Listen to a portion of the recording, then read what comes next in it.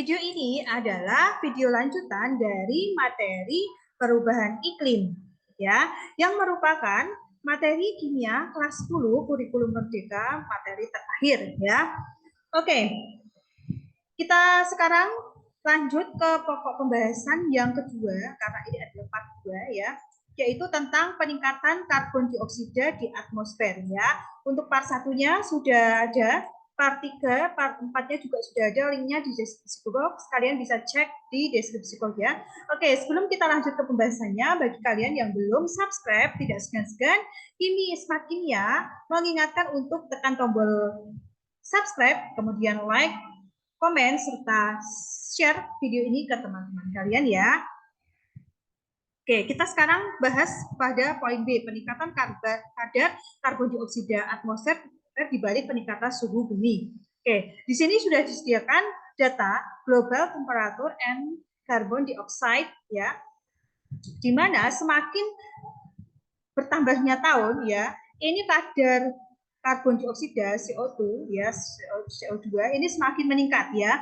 Ini bisa kalian perhatikan untuk grafik yang garisnya berwarna merah, ini adalah kadar dari karbon dioksida parts per million, ya, jadi ppm, satuannya ppm, ya, dan ini adalah temperatur, ya.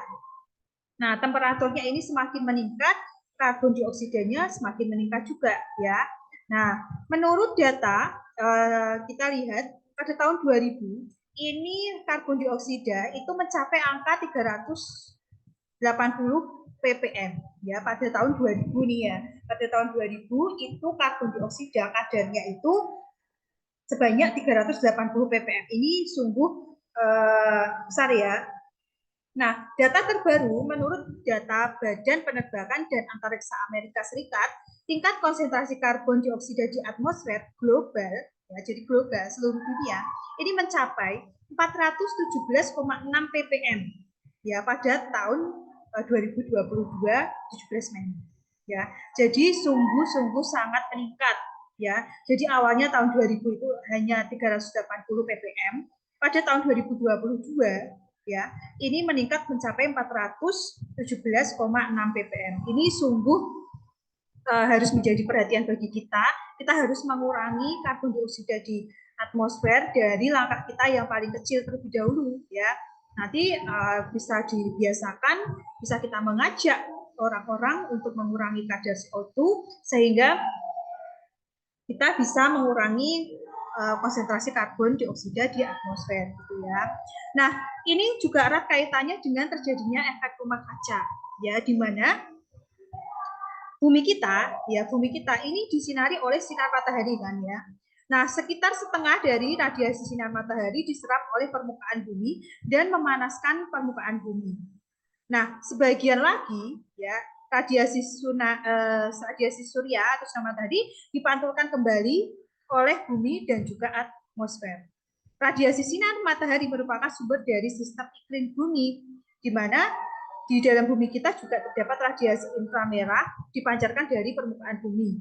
Nah, sebagian sinar inframerah ini yang datang ke bumi, ya, itu diteruskan melewati atmosfer. Namun sebagian besar diserap, ya, dan dipancarkan kembali ke segala arah oleh awan dan molekul gas rumah kaca. Siapa molekul gas rumah kaca? Molekul gas rumah kaca di sini ada uap air, kemudian karbon dioksida, metana, nitrogen oksida, dan gas lainnya seperti CFC. Hal ini mengakibatkan atmosfer di dekat permukaan bumi ini semakin panas, gitu, ya. Nah, jadi karena adanya efek rumah kaca dari gas-gas ini yang digunakan oleh manusia, sehingga kadar CO2 atmosfer ini juga semakin naik, gitu, ya. Oke, kita masuk ke cek pemahaman. Pada prinsipnya, efek rumah kaca sama dengan kondisi yang terjadi pada rumah kaca, di mana panas matahari terjebak di atmosfer bumi dan menyebabkan suhu bumi, maksudnya di situ, menjadi semakin panas, ya, atau hangat. Gas-gas di atmosfer yang dapat menangkap panas matahari disebut sebagai gas rumah kaca. Gas yang termasuk gas rumah kaca adalah A, B, C, D, E. Silakan tuliskan jawabannya di kolom komentar, ya. Oke, sampai sini dulu untuk video dari part 2 ini. Lanjut ke part 3, ya. Jangan lupa untuk subscribe, like, dan komen, serta share video ini ke teman-teman lainnya, ya. Sampai bertemu, bye-bye.